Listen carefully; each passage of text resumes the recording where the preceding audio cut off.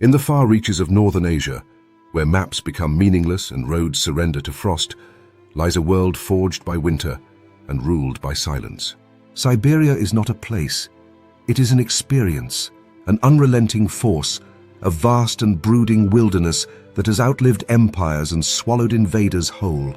Here, time folds into itself, and the air bites with the fury of 1,000 knives. It is not merely cold, it is weaponized. Every breath feels like inhaling glass. Every step crackles like a gunshot. And deep within this frostbitten abyss, the taiga reigns, not from a throne of gold, but from one sculpted by ice and crowned in shadow. The Siberian taiga, stretching endlessly like a monochrome ocean of birch, pine, and larch, is a forest that forgets the sun.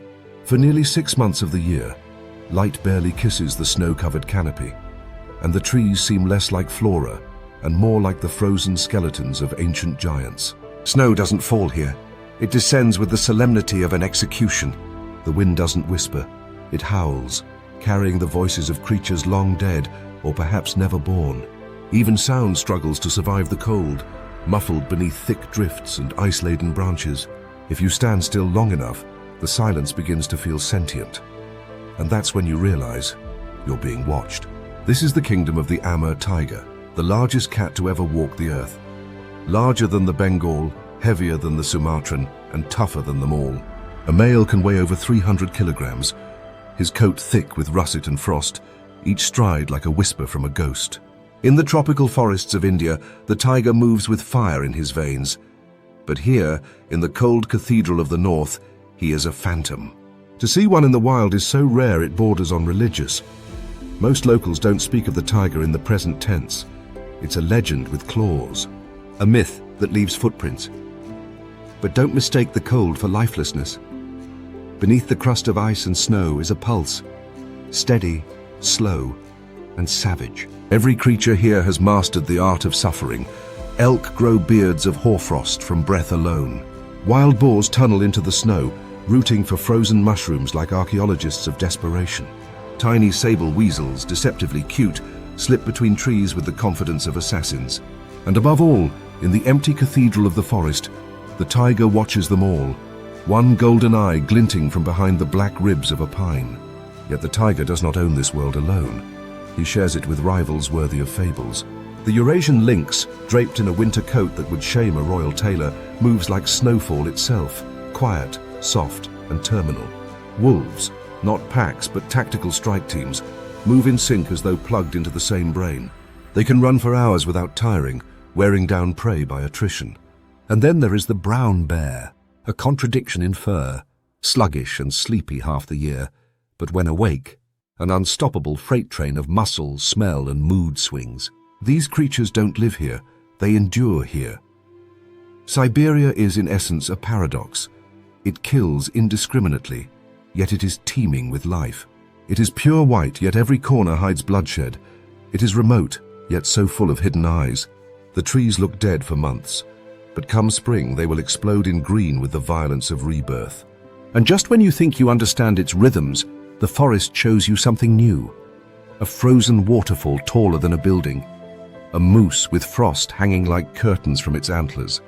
A raven that mimics the call of a wolf, just for the fun of it. Nothing here follows the rules. Even physics seems negotiable. And yet it's not just the cold or the predators that make this place brutal. It's the way it tests character. Every animal must gamble energy for food. Every meal is a risk.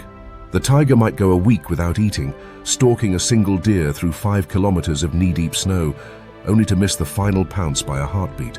Wolves must coordinate in silence, hoping that a misstep by one doesn't doom them all.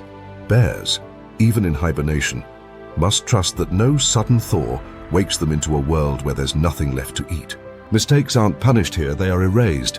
And humans, we are but visitors, occasional intruders wrapped in thermal layers and armed with GPS, still hopelessly lost. The locals, those few hardy souls who live near the tiger, refer to the tiger with reverence, but also fear. They tell stories not just of attacks, but of cleverness. A tiger that only strikes at night, never leaving prints near the village. One that stalked a poacher for 3 days, only to kill him once he relaxed. Tales that sound like folklore, but carry the weight of truth. Because in this realm, the tiger isn't just a predator, he is the law. But even kings can be hunted. Poaching, habitat loss, and a warming climate are tightening a noose around this icy throne. The tiger still rules, but his empire is shrinking. Forests are being logged, prey is vanishing, and winter, his oldest ally, is arriving later and leaving sooner. The realm is changing, and every predator here, from bear to weasel, must either adapt or vanish into legend. Yet for now, the crown still fits.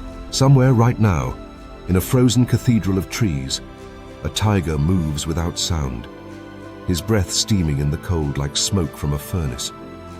He leaves no tracks. He makes no sound. But he is there. And in the silence of Siberia, where even your heartbeat seems too loud, you feel it.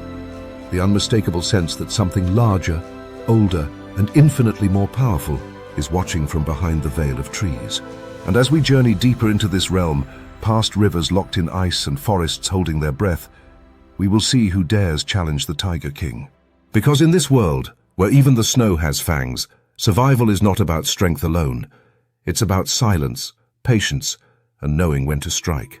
Next we meet the ghosts in the pines, the Amur tiger himself in all his icy glory. But be warned, what you think you know about him barely scratches the surface. The forest does not sleep in Siberia. It simply slows, as though holding its breath, and waits for something to move. In this stillness, between the groan of bending trees and the soft crackle of distant frost, something glides through the underbrush without so much as a whisper. You might not see it. You almost certainly won't hear it. But it's there. A ripple of gold and black in a world washed white. A beast woven from muscle and myth. The Amur tiger, the largest, coldest ghost to ever haunt a forest, is on the move. If the tiger were merely large, it would already be a marvel. But it is more than mass. It is a paradox, bold yet invisible, deadly yet delicate. Its body is carved from raw power, yet moves with the restraint of a silk scarf in wind. Its paws, plate-sized and padded for stealth, press onto the snow with such perfect weight distribution that it leaves barely a print. This is not coincidence. This is design honed by ice, by starvation, by thousands of years of hunting things that do not want to be found. While its cousins in India melt into golden grass, the Amur tiger fades into snowfall and pine shadow, as much a part of the forest as bark and wind. And it needs that stealth, because its home is not generous.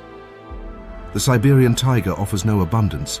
Prey is sparse, widely scattered, often hidden beneath deep snow or buried in thickets iced shut like forgotten doors. A tiger here must cover hundreds of square kilometers in a week just to find one good meal. But it does so patiently, methodically, reading the forest like a living map. A broken twig is a clue. A tuft of fur on bark, a scent trail in the air, the faintest impression of hooves in powder. This is the tiger's version of GPS, and it follows with surgical precision. Its favorite prey? Red deer, wild boar, and elk. Massive animals with thick hides and even thicker defenses. But these are not ambushes of brute force. They are operations of silence and timing. The tiger does not rush. It waits. Hours sometimes, pressed to the frozen ground, its body unmoving except for the breath it dares not take too loudly. And when it strikes, it does so with the kind of explosive violence that startles even nature itself. One pounce, one bite to the neck or spine, and silence returns. Not just silence, but the kind of eerie stillness that follows a lightning strike. But the tiger's legend lies not only in the kill, it lies in the vanishing act that follows. Unlike lions who devour in the open and bicker over scraps, the Amur tiger covers its kill with snow and branches, caching it like a gourmet secret, returning over days to feed with decorum. It eats alone, always. The only time a tiger shares is with its cubs, and even then, reluctantly. It is a solitary monarch, whose court is made of snowdrifts and silence, and whose palace is always moving. Yet for all their solitary grandeur, Siberian tigers are also surprisingly playful, especially when no one is watching, except for hidden cameras and the unlucky few who glimpse what seems like myth in motion. Cubs, in particular, treat the forest like a snow globe playground. They chase falling ice flakes, bat at their mother's tail, and wrestle with the oblivious enthusiasm of children unaware they will one day rule with fang and claw. Even adults have moments of whimsy, leaping into snowbanks just to roll, clawing trees not just to mark territory, but perhaps also to flex and stretch in the icy morning light. There is humor here, buried beneath the predator's mask. It's just the kind of humor that could turn lethal if you step too close. And what of their senses? Science tells us the Amur tiger's vision is adapted to twilight, that its hearing can pick up the scurry of a vole under a snow crust, that its nose, black and moist, can track blood, musk and fear across half a mile of frozen forest. But science cannot quite explain the feeling, that unsettling prickle on the back of the neck when one is near. Hunters have reported it for centuries, the unmistakable sensation that something just behind the trees is watching with eyes you cannot meet. No sound, no scent, just presence. That's not biology. That's something older. Yet the tiger's life is not a smooth rain. Snow that once cloaked it now betrays it. A warming climate has begun to smear the seasons, thinning the camouflage and changing the forest's mood. Where deep snow once gave the tiger an advantage, ice crusts now snap underfoot. Where prey once lingered in predictable ranges, they now scatter in confusion. And the greatest predator of all, humankind, has arrived not just with rifles, but with roads, chainsaws, and ambition. Still, the tiger persists. More than that, it adapts. It has learned to hunt near villages, to move at night when humans sleep, to scale cliffs and cross rivers in search of a single deer. One female was recorded dragging a kill up a slope so steep it would make a mountain goat reconsider its life choices. Another was filmed wading across a river with her cub on her back, part mother, part ferry, part ghost ship captain. These are not just animals, these are legends that breathe. And while we call them Siberian tigers, the truth is that they are not bound by borders. They roam the Russian Far East, sometimes slipping into China or North Korea, ghosts that pass through nations unnoticed, unclaimed. It is fitting, perhaps, that the tiger does not recognize lines drawn by men. Its territory is written in snow and shadow, in scent and instinct, in the silent agreement between predator and place. But in every kingdom, even one built of pine and frost, something stirs beneath the surface. A challenger, a change. And as we leave the tiger's realm, for now we turn toward another hunter, less regal perhaps, but no less cunning. For where the tiger rules alone, others hunt in numbers, howling not just to the moon, but to each other, weaving their own symphony of survival through the trees. Next we follow the trail of the wolf pack, strategists of the snow, whose strength lies not in stealth, but in numbers, planning, and persistence. The ice has many kings, and not all wear stripes. There is a different kind of fear in the forest when the wind changes. It doesn't arrive as a roar or a charge. It creeps in quietly, with the steady rhythm of many feet moving in unison. No trumpets, no splintering branches, no solitary silhouette glowing gold in the snow.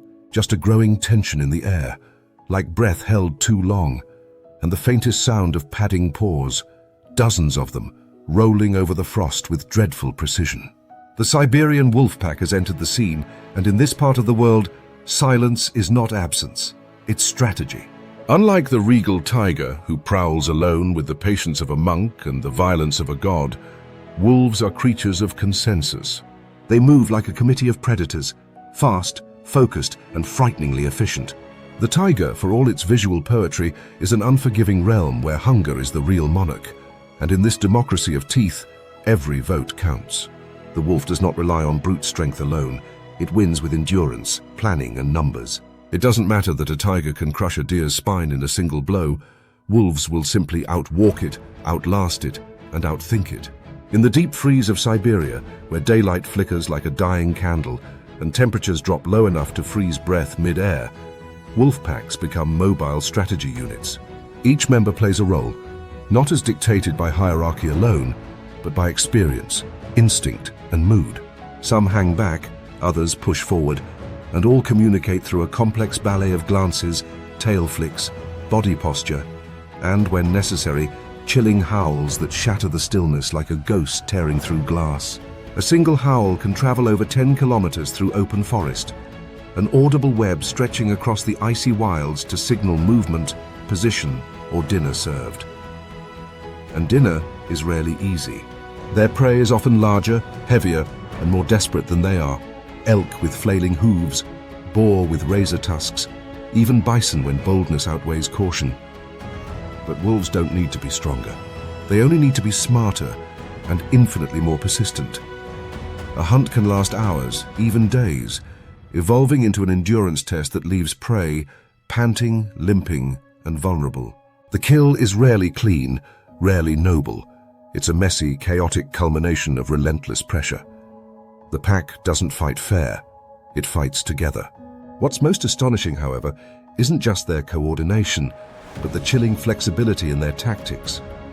Wolves are not bound by script, they improvise. In deep snow, they form a staggered line to conserve energy, each one stepping in the tracks of the last, like dancers on a frozen tightrope.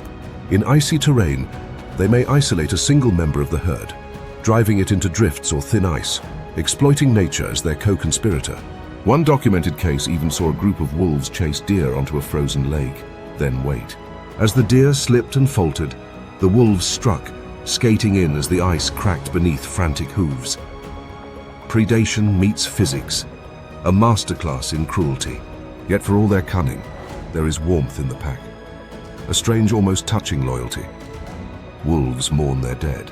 They whimper over fallen packmates, refusing to leave bodies for hours. They play like overgrown pups, tumbling in the snow between hunts, tugging ears, leaping at shadows, and sometimes teasing each other with stolen scraps. After a successful kill, the alpha does not gorge first. Often the young or nursing females eat before him.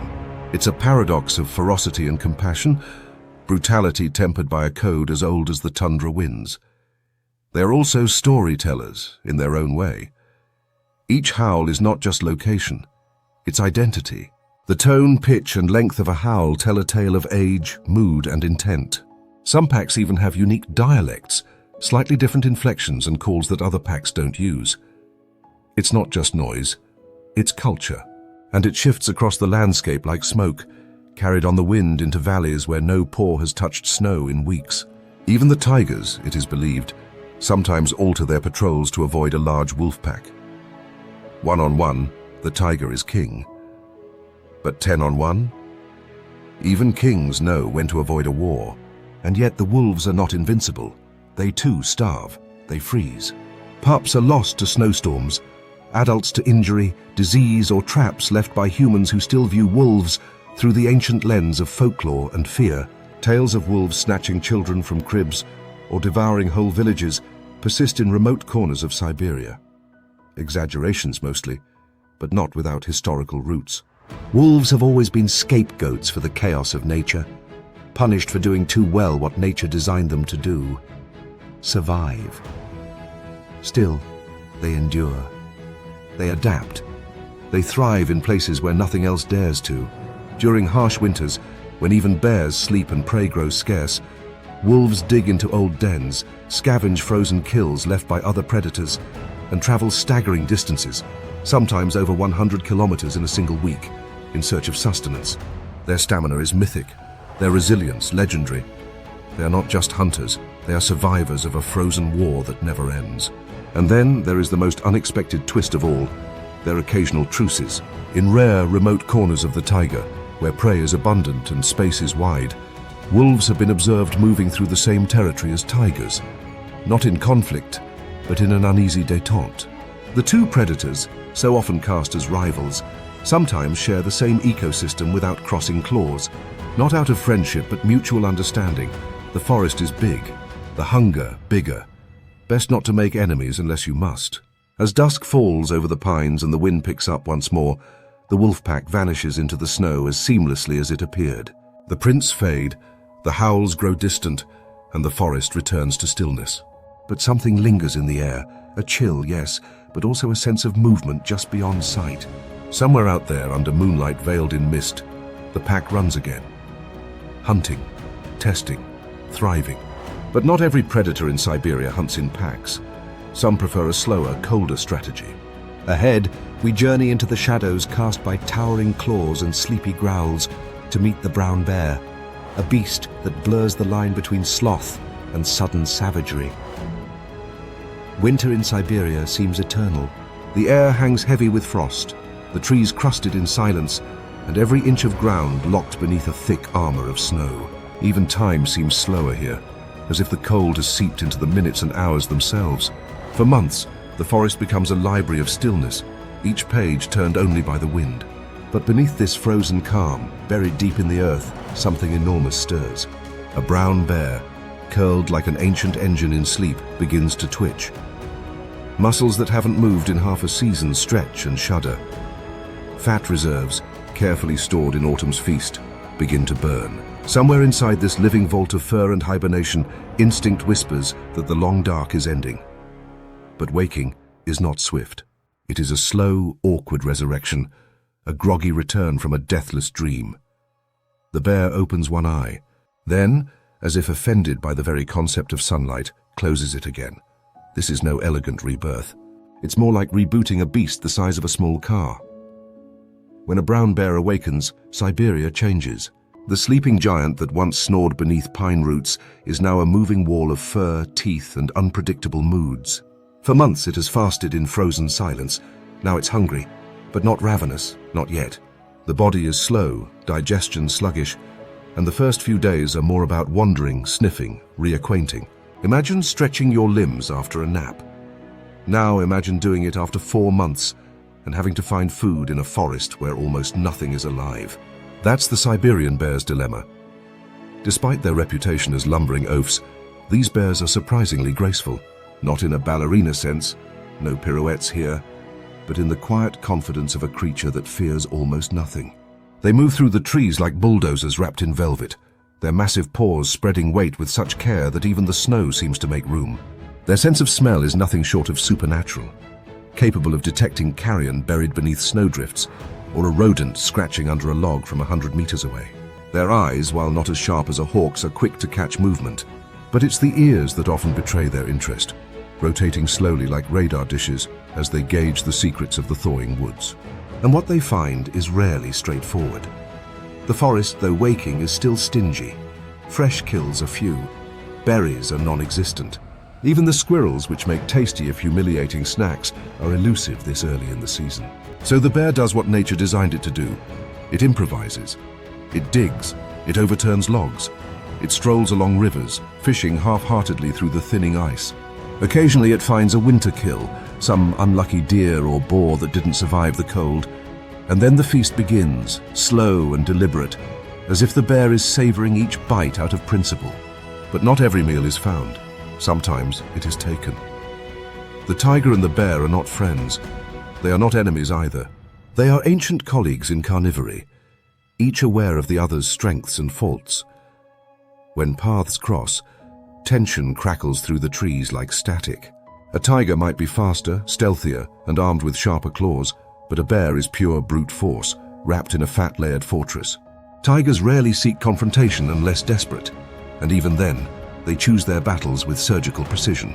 Yet documented encounters tell of bears stealing kills from tigers, chasing them off with bluff charges, or even engaging in snarling standoffs where neither side dares make the first move.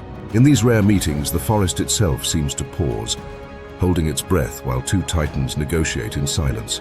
And the bear, for all its size and supposed slowness, is not without strategy. It remembers places of past plenty. It learns. Some individuals even seem to anticipate the tiger's movements, following scent trails to half-buried caches and helping themselves to leftovers like giant furry burglars. One particularly bold female was observed trailing a tiger for several days, not attacking, not challenging, but simply waiting, letting the striped assassin do the hard work. When the tiger vanished into the trees, she approached the site of the kill and ate as if she'd earned it. Opportunism. Thy name is Ursus. But the bear is not just a scavenger, nor merely a relic of ancient muscle. It is also a caretaker of chaos, reshaping the ecosystem in subtle but powerful ways. By digging, it turns over soil. By feeding, it redistributes nutrients. By trampling through undergrowth and snapping saplings like twigs, it clears paths that become highways for smaller animals. And when it defecates, well, let's just say it's a gift to the forest, fertilizing the very roots that will one day cradle its own hibernation den. It is a creature of destruction and rebirth, as much farmer as predator. And then there's the unexpected gentleness. Mothers or sows are fiercely maternal. Cubs are born in the den, usually in the deepest heart of winter, when the world above is colder than outer space. Tiny, blind and helpless, they nestle against their mother's belly while she sleeps in metabolic half-hibernation, nursing them without waking. When spring comes and they finally emerge, it's as if the snow itself has sprouted chaos in the form of fluffy, bumbling mischief. Cubs chase butterflies. They wrestle with sticks. They climb trees just to fall out of them again. And behind them lumbers their mother, watchful, patient, and absolutely willing to tear your head off if you get too close. It's parenting, Siberian style. But nature's tenderness is always time-limited. As the days grow longer and the snow begins to retreat, food becomes more plentiful. But so does danger. Human logging camps push deeper into the forest. Poachers set snares not just for tigers, but for bears as well. Some are hunted for gallbladders and paws, used in illegal traditional medicine markets. Others are captured, caged, and sold. A bear in the wild is a symbol of power. In a cage, a commodity. This is perhaps the cruelest twist of all, that a creature which survived ice ages could fall to something as absurd as greed. And so the bear continues to walk the border between myth and memory. Some years, it will sleep long and deep. Others, the warmth will come too soon, or not at all, throwing its cycles into confusion. Some seasons, it will feast. Others, it will wander gaunt and aimless, digging in vain for food that isn't there. It adapts, always. But adaptation has its limits. As twilight settles over the taiga and shadows lengthen like claws across the snow, the giant vanishes into the trees once more. Not in sleep this time, but in search. Behind it, the snow closes quietly, as if it had never passed. Yet the forest knows. The trees remember. And every bird that dares to chirp does so just a little more carefully now. Next, we follow the footsteps of a very different kind of phantom. A predator built not for strength or cooperation, but for elegance and stealth. Deep in the folds of the forest, where the snow lies undisturbed, the lynx moves like a rumor with fur. The taiga does not always shout its secrets. Sometimes it whispers them in rustles of frost-laced branches, in the slow fall of powdered snow, in the way shadows rearrange themselves without a sound. And if you listen long enough, if you stand so still the cold forgets you're alive, you may catch a glimpse, not of a roar, not of a thunderous charge, but of something far quieter. A ripple through the underbrush, a golden glint between tree trunks, two tufted ears poking from a drift like punctuation marks at the end of a vanishing sentence. The lynx has arrived, and the forest seems to lean in just a little closer. Among Siberia's cast of muscular titans and chorus of howls and growls, the lynx is the silent actor who steals the scene. Not with strength or drama, but with an elegance so refined it borders on myth. It moves like fog with fur, so lightly across the snow that even the flakes seem unsure they were touched. Its paws, massive and fringed like snowshoes, are evolutionary miracles, spreading weight perfectly to keep it gliding atop the drifts. No crunch, no snap. Just motion, seamless and sure, like a ghost rehearsing a dance no one was meant to witness. But don't mistake grace for gentleness. The lynx is no passive poet. It is a solitary assassin, designed for stillness and violence in equal measure. Its prey, snowshoe hares, grouse, squirrels, and the occasional careless fox, rarely sees what kills it. The lynx does not chase. It waits. It listens. With ears that rotate like twin satellites atop its head and eyes that cut through dusk like sharpened amber, it locks on from afar. And then, when all conditions align, the wind just right, the snow soft, the victim unaware, it strikes in a blur, often leaping over 3 meters in a single bound. The kill is surgical, the getaway vanishing. Its appearance alone feels curated by the forest itself. Mottled fur that matches the lichen-covered bark and soft winter light, thick and luxurious, not just for warmth, but for deception. Its face is framed with whiskered ruffs, giving it the look of a feline aristocrat, always slightly disdainful, always slightly amused. If predators had personalities etched into their design, the lynx would be the aloof artist of the wilderness.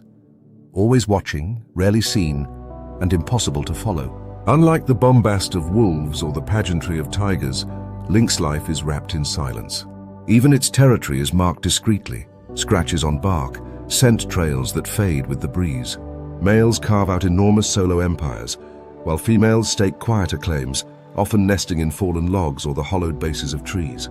Mating is one of the only times lynx abandon their solitude, and even then it is brief, awkward, and tinged with mutual suspicion. Afterward, the female is left to raise her kits alone, which she does with a ferocity that belies her usual elegance.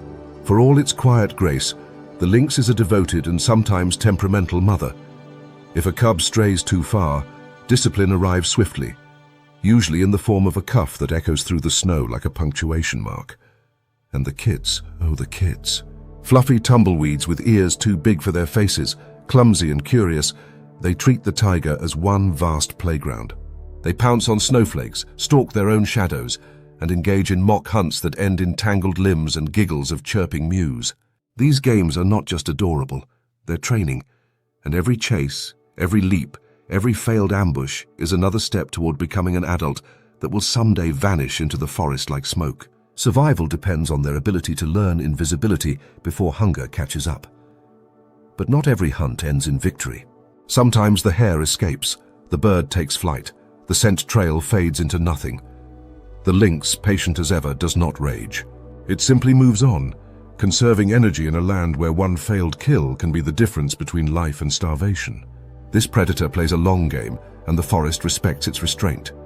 Where others chase, the lynx waits. Where others roar, the lynx listens. In a land where even the trees seem frozen mid-thought, that may be the only way to thrive. And yet, even the lynx cannot hide forever. Not from change. As humans gnaw away at the forest's edges and climate shifts reshape the delicate rhythm of seasons, the lynx finds its solitude increasingly disturbed. Logging roads slash through ancient hunting grounds. Noise pollutes the silence it so depends on. Prey becomes unpredictable. In some areas, it has adapted by shifting its diet, hunting more rodents and even scavenging when necessary. In others, it simply vanishes, like a dream the forest can no longer remember. But there are places still where the lynx moves as it always has, where it slips between trees older than history, steps over fallen antlers glazed in frost, and pads silently across moonlit snow without leaving a mark. There in the cathedral quiet of the untouched taiga, the lynx is not rare, it is essential. A whisper in the system, a sculptor of balance, and its very invisibility may be its best defense against a world too loud to notice it's gone. And just when you think you've forgotten the lynx, you might catch a flicker, a blur of spotted fur, a flash of white-tipped tail, the sound of snow settling where something once stood. And you'll wonder, was that real? Did you really see it?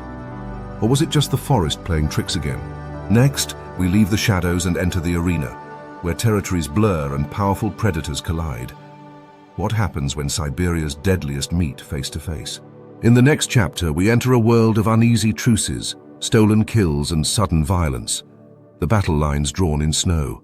There are places in Siberia where the forest feels older than time itself, where the birches lean like ancient pillars in a cathedral built of ice, and the only sound is the hush of falling snow on pine needles. It is in these half-lit groves and frost-glazed clearings that power is tested, not with declarations or pageantry, but with silence, posture, and the scent of recent violence. In this frozen empire, there is no single crown, no uncontested king. Instead, there is a throne carved from snow and blood, and the creatures who seek to claim it must do so with teeth, cunning, and relentless calculation. For here, the taiga is not alone. Beneath the haunted stillness, Siberia is a battlefield of ghosts, territorial lines drawn not by fences, but by claw marks on trees and fading footprints that disappear with the next snowfall. It is a realm patrolled by titans, the Amur taiga, solitary and stealthy, the brown bear, a bruiser cloaked in fur and unpredictability, and the wolf pack, a living organism of muscle, mind, and movement. All three are apex predators. All three can kill, but none can truly relax, for each knows the others are out there, watching from just beyond the next ridge, listening in the hush of the night. What unfolds between them is not war, but a cold chess game played over months, with occasional bursts of fury that paint the snow red and scatter crows like confetti. When predators meet, it is rarely by accident. Tracks are followed, scents decoded, and territories tested. A wolf pack might push deeper into a tiger's hunting ground in lean winters, hoping the cat has moved on or is too full to care. A tiger, feeling the hunger gnaw at its ribs, might shadow a bear, waiting for it to bring down a carcass or unearth something buried. Sometimes the encounters are subtle, a lone wolf trailing a tiger at a distance, or a bear arriving just after a kill, sniffing the air with the quiet confidence of one who expects a seat at the table. But other times, the forest erupts. In one documented clash, a male Amur tiger, desperate and underweight, came across a group of wolves devouring a freshly killed elk. The tiger didn't hesitate. It charged, scattering the pack like dry leaves in wind. But wolves are not easily dissuaded. As the tiger dragged the carcass into the undergrowth, two of the bolder wolves circled back, nipping at his flanks, drawing blood with each pass. It became a grim dance, strength versus numbers, silence versus sound. In the end, the tiger claimed the meal, but not without wounds, and the wolves lingered on the edges, waiting for weakness. Even victory in Siberia is temporary. And then there are the bears, nature's most unpredictable wildcard. Sometimes they're asleep, curled deep beneath snow in dens that smell of moss and old fur. But when awake, they are forces of nature, and their encounters with other predators are as volatile as spring ice. A bear might tolerate a tiger passing through its domain one day, then chase it off the next for reasons known only to the bear. Their sense of hierarchy is fluid, their behavior mercurial. One female brown bear, tracked by researchers, was observed stealing kills from both tigers and wolves, often bluffing with sheer size and bravado. She would stride into a feeding site like a late guest at a dinner party, swat the air, and send entire wolf packs scattering with nothing more than a grunt. Whether it was true dominance or just incredibly good acting, no one could say. But it worked. Yet not every confrontation ends in snarls and blood. There are moments of tense standoff where two predators meet eyes across a frozen river or locked trail. In these encounters, victory is often decided before a single move is made. Posture speaks volumes. A bear rearing slightly, ears forward. A tiger standing motionless, tail twitching just once. A wolf, hackles raised, flanked by a pack that fans out in a semicircle. Sometimes one party simply backs away, melting into the trees like mist. Survival is not just about strength, it's about knowing when to vanish. But perhaps the most intriguing battles are not between species, but within them. A rogue tiger entering the territory of a resident male must fight for dominance or flee. Older bears are challenged by younger, hungrier rivals. Even within wolf packs, dominance is negotiated through subtle gestures, occasional skirmishes, and the ever-present undercurrent of hierarchy. Siberia does not grant eternal reign. Every throne is temporary. Every ruler is one harsh season away from exile or death. What makes these dynamics even more complex is the shared territory. Unlike in warmer ecosystems where apex predators stake claims in distinct regions, jungles for leopards, savannas for lions, Siberia forces its kings to live side by side. Resources are too scarce, prey too mobile, the land too vast and fragmented for anyone to claim it all. Instead, these predators operate in overlapping mosaics, constantly adapting, constantly adjusting. A tiger might avoid the southern slope in early winter, knowing the wolves favor it during elk migration. A bear might follow a tiger's path during spring thaw, hoping to steal an easy meal from a half-buried kill.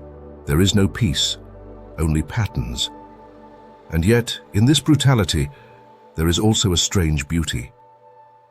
The balance, while jagged and blood-stained, is real. Predators keep each other in check. None grow too bold, too numerous, too entitled. The fear of one another ensures that no single species overwhelms the others. It is a silent, mutual policing system, evolution's version of diplomacy, where treaties are enforced not with words, but with clause and caution. Sometimes in the deep heart of the forest, the air itself feels charged, as if the snow remembers all that has happened upon it. The echo of growls long past, the rustle of fur through branches, the impression of paws in half-melted drifts, and the crows, always the crows, circling above like black signatures on nature's most violent letters. But if you listen carefully, you'll hear something else too. The rhythm beneath the chaos. The unspoken rule that binds even killers together. Balance. A balance forged in tooth and frost, tested with every winter, and rewritten each time one predator falls, and another rises to claim the cold throne. Next, we step away from the chaos and into the desperate world of the hunted, those who live not by fangs or fear, but by flight, camouflage, and the cruel hope of not being noticed. In Siberia, prey is not weak. It is simply outnumbered, and its story is no less harrowing. There is no applause for the ones who escape. No glory, no headline, no carved antler trophies for a life spent running. In Siberia, survival isn't flashy. It's not defined by dominance or death-defying stunts. It's quieter than that. An endless series of split-second decisions, every one a gamble, where the reward is a few more days of breath in lungs and frost on eyelashes. While the predators stalk with majesty and menace, it is their prey, the deer, the boar, the hare, that live in a world of constant tension, where every twig snap could be the last thing they hear. The forest itself seems built for ambush. The snow muffles footfalls but amplifies panic. The trees press close, each one a potential hiding place or a visual trap. The wind shifts without warning, carrying the scent of hunter or hunted in unpredictable bursts. Visibility is deceptive, perfect one moment, and then suddenly swallowed in whiteout flurries or fogged by your own rising breath. It is a world where prey animals are not so much passive victims as intuitive mathematicians, constantly calculating angles of escape, risk of exposure, and the ever-changing odds of being noticed. Take the red deer. Majestic, yes, but cursed with the kind of antlers that make stealth impossible. In winter, their coats grow thick and grey, blending them into the birch bark like ghosts with hooves. But blending only works if you stay still, and in a landscape where food is buried beneath meters of snow, stillness is a luxury.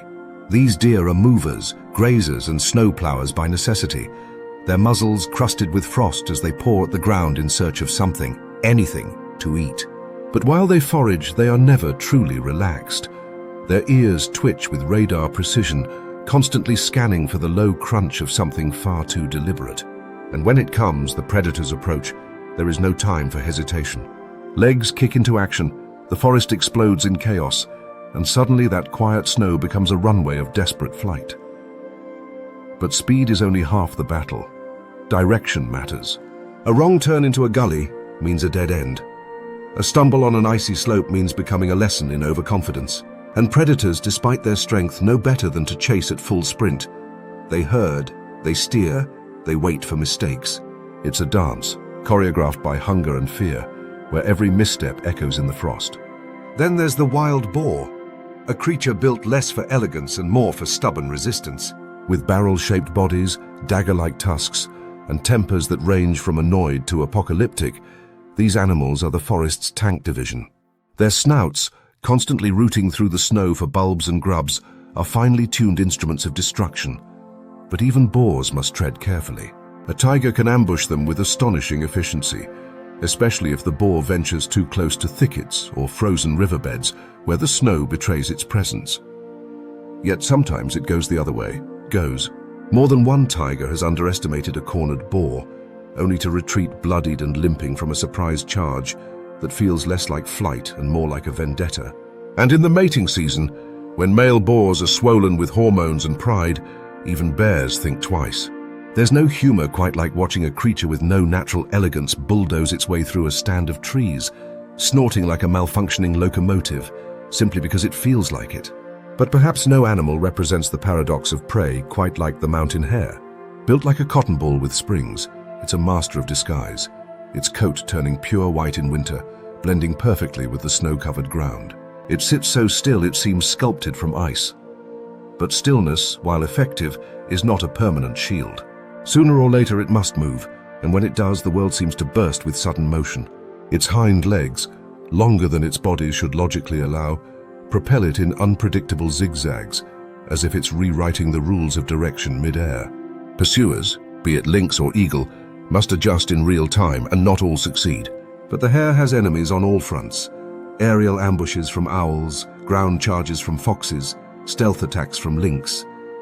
And yet, it survives. Not through strength, but by being just elusive enough, just erratic enough, to leave no predictable trail.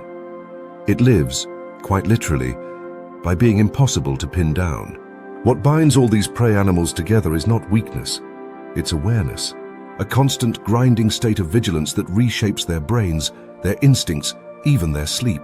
Studies have shown that some Siberian deer can sleep with one hemisphere of their brain at a time, keeping one eye open while the other rests. An evolutionary concession to a world that refuses to relax. Young animals learn quickly. A fawn born in spring must be sprint-capable within hours. A boar piglet learns to recognize alarm snorts like a language. A hare kit must distinguish snow from cover and cover from trap within days of opening its eyes. There's no syllabus here, just consequences. But prey are not merely reactive. They adapt, they strategize. Deer will use human settlements as shields, knowing predators are less likely to follow. Boars will return to a feeding site at a different time each night, varying their schedule to avoid becoming predictable. Even hares will backtrack in their own footprints to confuse a pursuing lynx. In these snow-covered theaters of survival, cunning is not a luxury. It is oxygen. Still, for all their cleverness, they cannot afford error. A split second too slow, a gust of wind carrying their scent, a miscalculation of depth in snow that traps a leg mid-sprint.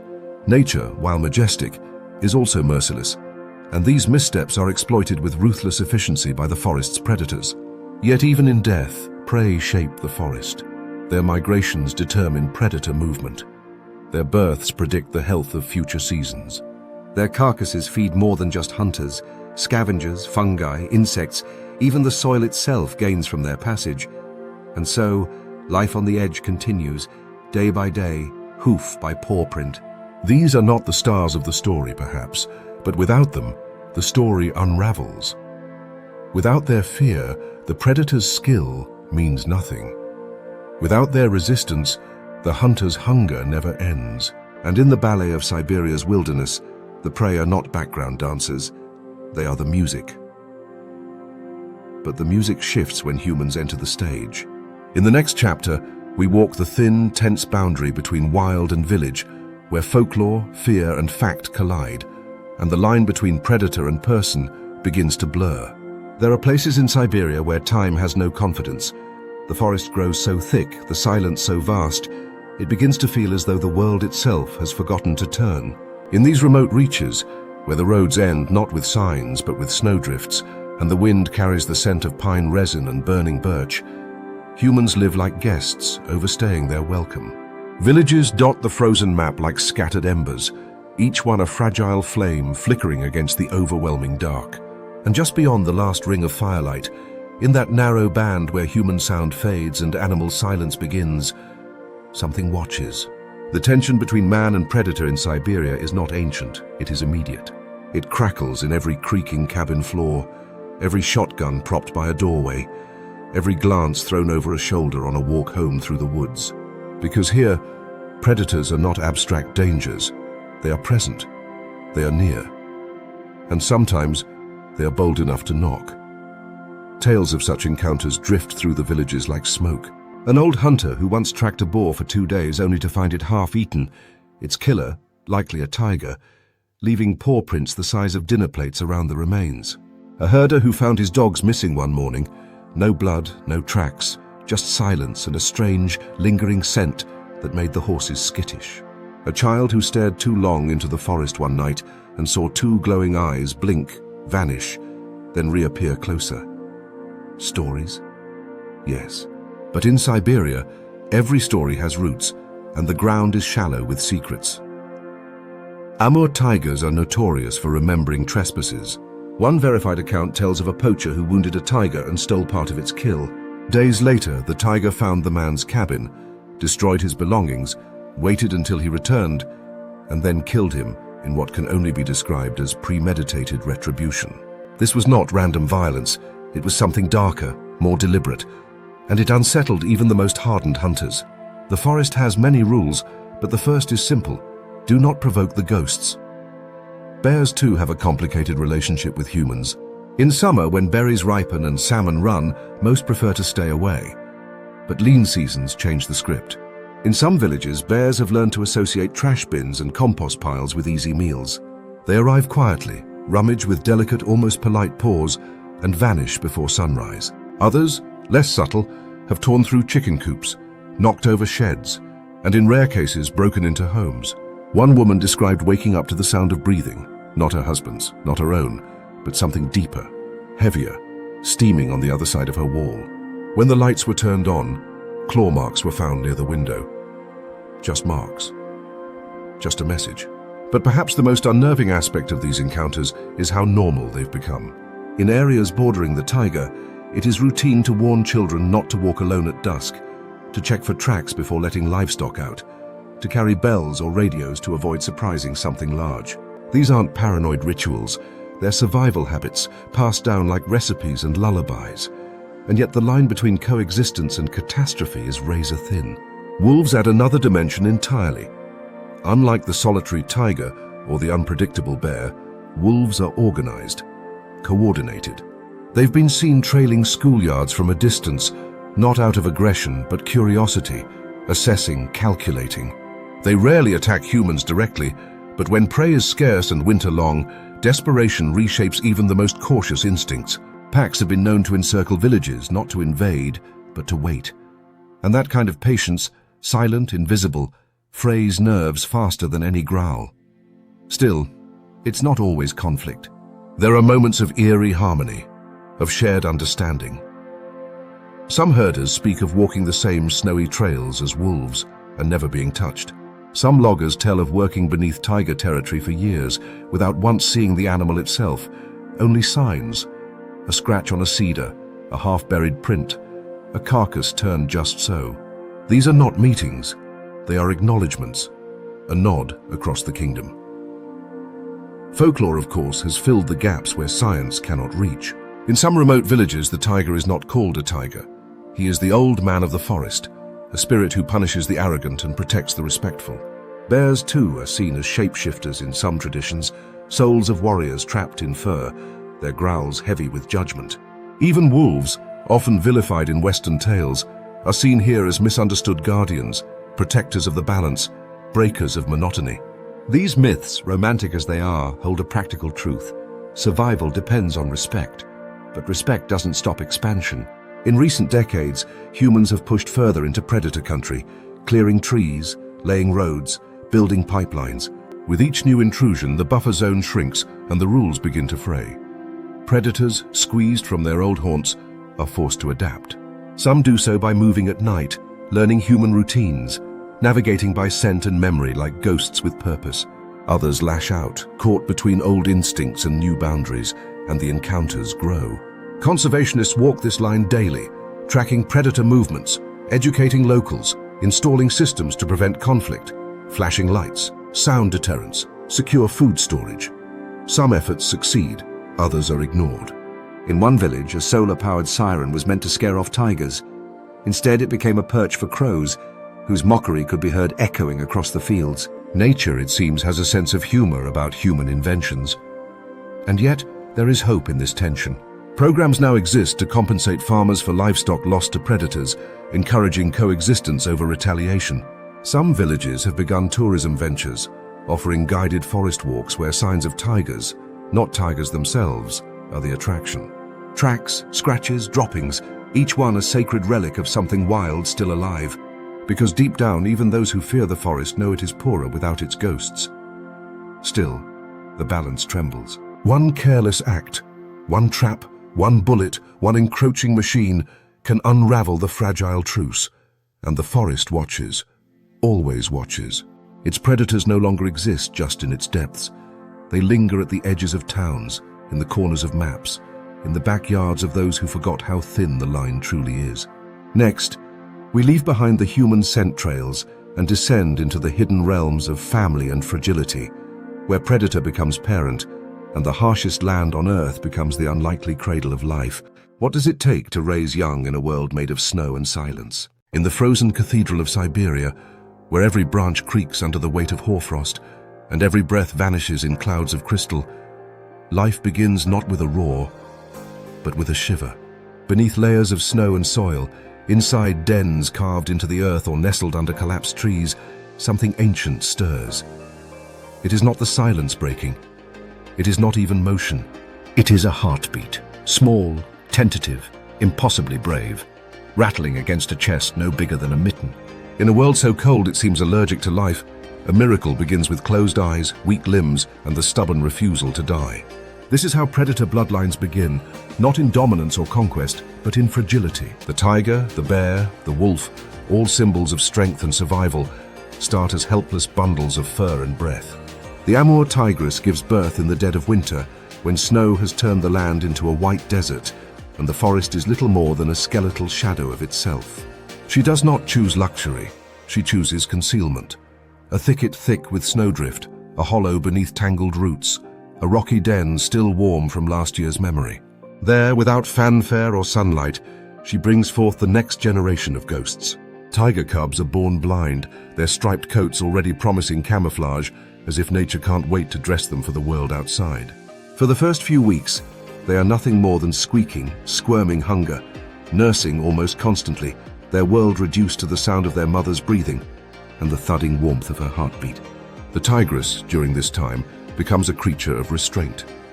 She hunts rarely, never far, and often eats sparingly so she won't be away long. Her kill rate drops, her risk rises. But this is the sacrifice of queens, strength traded for devotion, dominance surrendered to motherhood. The risks are immediate and cruel. If she dies, the cubs perish. If she stays away too long, they freeze. If she moves them too soon, they starve. Even the act of feeding, dragging meat back to the den through meters of snow, is a gamble. Scavengers might follow her scent. A bear might investigate the commotion. A rival male might catch the trace and erase an entire lineage with a single bite. And so she chooses invisibility. For weeks, the tiger becomes more shadow than animal, and her cubs, with each day, inch closer to becoming creatures of the frost themselves. Wolf packs take a different approach to the same brutal riddle. Where tigers hide, wolves build. The den is a communal investment, dug into slopes or beneath tree roots, shielded from wind and hidden from rival packs. And when pups are born, tiny, blind, and comically squeaky, they are not just the alpha pair's responsibility. They are a shared project. Older siblings, aunts, and even unrelated packmates take turns standing guard, bringing food, babysitting. One might expect that a carnivore would be impatient with such delicate charges, but wolf packs have a surprising sense of gentleness built into their design. A grizzled male, blooded from a hunt, will lower himself into a nuzzling pile of pups and allow his tail to be chewed without protest. It is not just care, it is education disguised as play. And play in this harshest of lands is deadly serious business. Young predators do not merely frolic, they rehearse. Cubs pounce on each other not for mischief, but to sharpen reflexes. They stalk beetles in mock hunts. They learn to balance, to chase, to hide. A game of ambush your sibling might seem adorable, but behind those playful growls is a critical skill set. The difference between a missed hare and a full belly, a successful kill and a slow death. Even failure teaches. A clumsy fall from a snowbank teaches depth perception. A tumble while chasing a sibling teaches timing. Every bruise is a building block. Then there are the bears, solitary, massive, and paradoxically tender. Cubs are born in the deepest slumber of winter, while their mother remains in a semi-conscious torpor. She does not fully wake to deliver them. She doesn't need to. Her body has done this before. She barely moves, yet her milk flows. The cubs crawl instinctively to her warmth, guided by scent and gravity, and there they remain, growing in the dim, earthen silence of the den. When spring arrives and the snow begins to melt, the family stirs like a story resuming mid-chapter. The cubs, now fuzzy, wide-eyed balls of unstoppable curiosity, follow their mother into a world filled with smells, hazards, and unexplained rules. One learns quickly not to poke a skunk. Another discovers that wasps are not edible. A third decides that climbing trees is both a sport and a survival tactic. For months, the forest becomes their school and their playground. But not all lessons are gentle. Predators lose young with devastating frequency. A sudden cold snap, a fatal misstep, a rival scent on the wind, a cub straying too far. Nature has no room for sentimentality, and yet the loss is felt. Tigresses have been observed calling for lost cubs, pacing the perimeter of vanished dens, refusing to move on for days. Wolves will mourn littermates, searching for them long after their absence becomes permanent. Even bears have been recorded revisiting old den sites, sniffing the earth as if trying to remember what once was. Love, it seems, exists even in the coldest places. And when the young do survive, when they begin to follow their parents through the woods, not as burdens but as echoes of power, the forest takes notice. A tiger cub, now half-grown, mirrors its mother's crouch, stalking birds not for food but for pride. A young wolf joins the pack on its first real hunt, its eyes wide with the thrill of the chase. A bear cub stands upright at the riverbank, watching its reflection for the first time, unsure whether to attack it or just befriend the furry stranger in the water. These moments, fleeting, fragile, but undeniable, are where the next generation of predators begins to stitch itself into the ancient fabric of the forest. And what a fabric it is, threaded with claw marks and paw prints, with secrets passed down not in words but in movement, in memory, in the long stare of an elder teaching a young one how to see the forest, not just walk through it. These are the frozen bloodlines of Siberia, born in stillness, forged in frost, and tempered, always, by the perilous love that drives even the fiercest predator to pause, to nurture, and to protect. But not every story in this frozen realm unfolds on solid ground.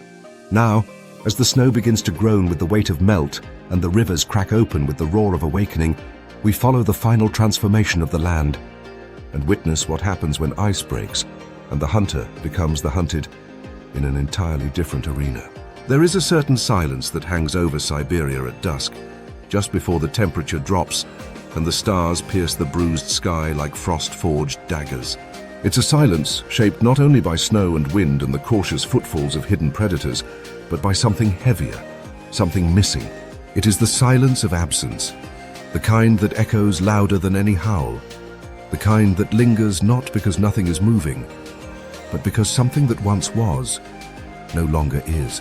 In this vast, frozen realm of birch cathedrals and pine labyrinths, the taiga once reigned undisputed, its padded steps weaving invisible paths between tree trunks older than dynasties.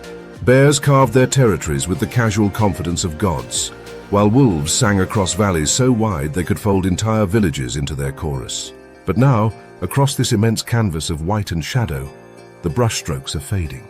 The predators are still here, but less often, less seen, more silent than ever before.